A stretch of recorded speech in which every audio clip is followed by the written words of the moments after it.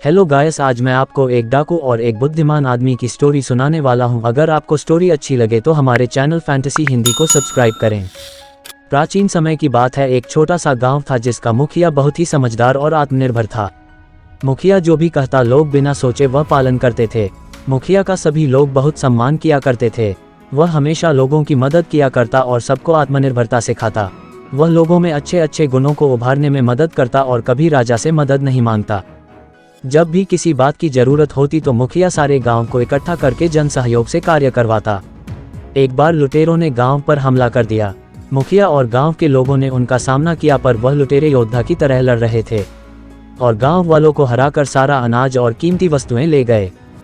इस घटना ने पूरे गांव को परेशान कर दिया। मुखिया ने दोबारा अपने गांव को सुरक्षित करने के लिए बाहर से कुछ लोग मंगवाए, पर कुछ ही दिनों में उस लुटेरे ने फिर हमला किया और गांव के लोग फिर हार गए। मुखिया इस बात से परेशान था, आखिर इन लुटेरों में इतना आत्मविश्वास और इतना साहस कैसे हैं जो वह बड़े से बड़े योद्धा को भी हरा देते हैं।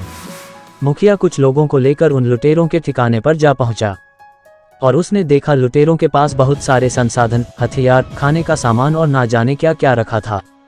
मुखिया एक ही क्षण में समझ गया आखिर इन लुटेरों का आत्मविश्वास इतना क्यों बड़ा है। उनके पास लड़ाई का हर संसाधन और कई महीनों तक अच्छा खाना था। मुखिया समझ गया था कुछ ही दिनों में ये दोबारा गांव पर हमला करेंगे और जो आने वाली फसल है उसको भी ले जाएंगे। मुखिया ने बड़ी सूझबूझ से उन लुटेरों के सारे खाने और संसाधनों में आग लगा दी और वापस अपने गांव आ गया। लुटेरे इस घटना से बहुत आहत हो गए और उनका आत्मविश्वास भी टूट गया।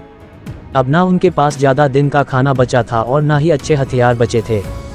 यहाँ तक कि उनकी कुछ झोपड़ियाँ भी जल गई, जिससे उनको रहने के लिए भी जगह नहीं बची थी।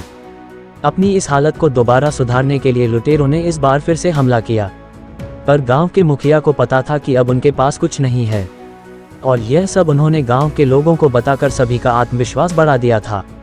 जो लोग लुटेरों से डर के कमजोर की तरह लड़ते थे, आज वह भी योद्धा की तरह लड़ रहे थे और सभी ने मिलकर उन लोगों को हरा दिया।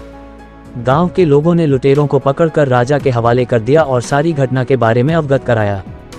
राजा ने गांव के मुखिया से कहा, अगर तुमको सुरक्षा की जरूरत थी तो तुम मेरे पास क्यों नहीं आए।